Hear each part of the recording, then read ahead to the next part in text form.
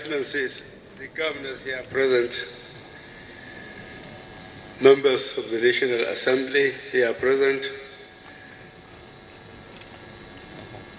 the Permanent Secretary, Ministry of Police Affairs, and other permanent secretaries, the Chairman, Police Service Commission, the Inspector General of Police, and the representatives of service chiefs and heads of security and intelligence services, the Sultan of Sokoto, and the traditional rulers here present, members of the diplomatic corps, distinguished guests, members of the press, ladies and gentlemen. Today's event represents a significant step in the effort of the new government towards redefining the policing and national security arrangements for our country. The significance of the event lies in its potential to galvanize community support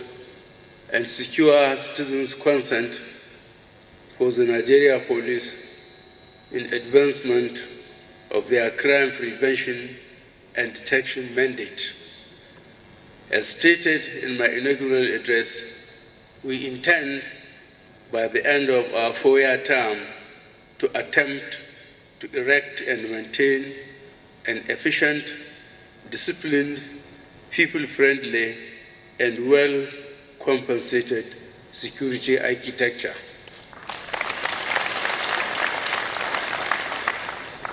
Effective policing of a society is dependent on the level of security consciousness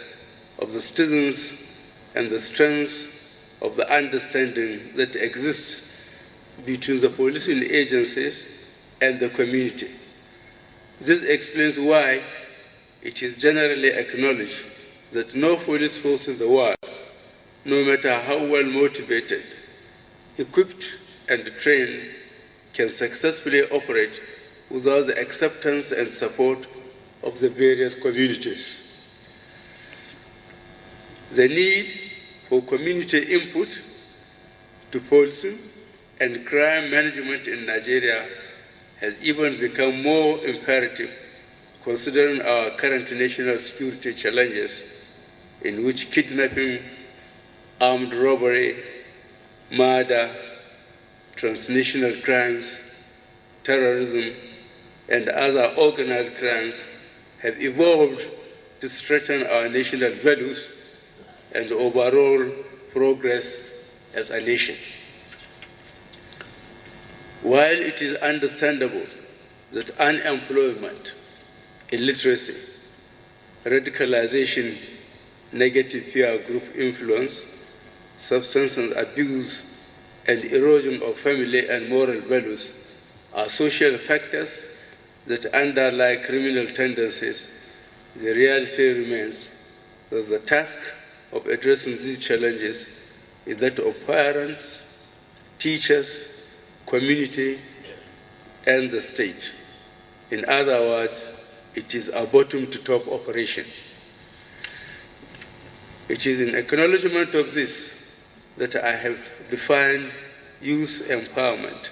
as one of the cardinal objectives of our administration.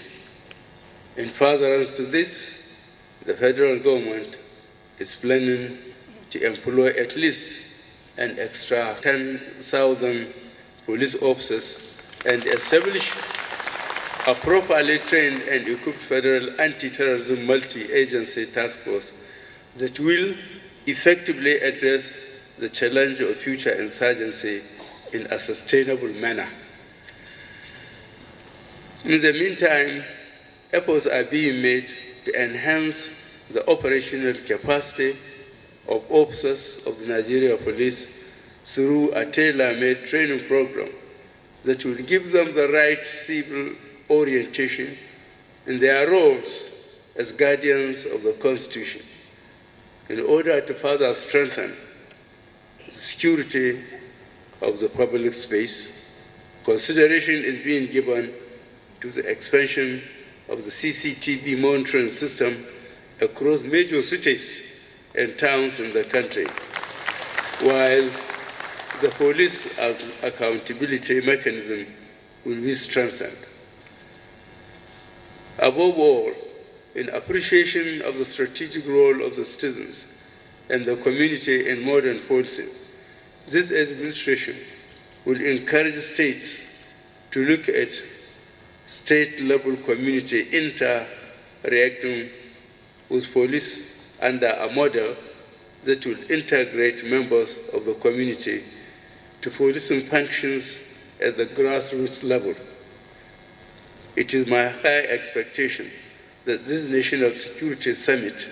will develop pathways for the attainment of this policy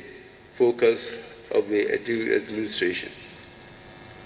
Let me, at this juncture, commend the leadership of the Nigeria Police Force for appreciating the yearning of members of the public by ordering the dismantling of police roadblocks, which have consistently constituted a dark side of policing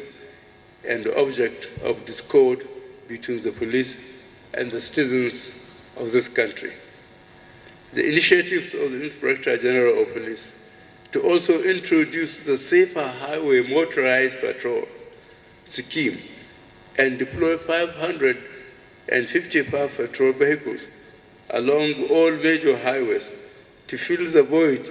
created by enforcement of the order dismantling roadblocks is also acknowledged as a proactive action meant to reassure citizens of their safety and security. In addition, I also note the commitment of the police leadership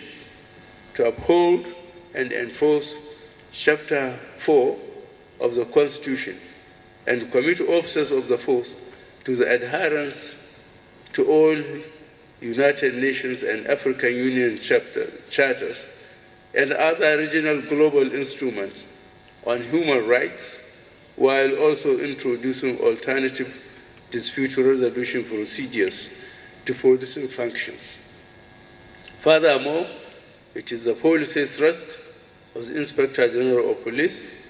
which discourages pre-trial detention of citizens while encouraging the practice of intelligence-led crime detection.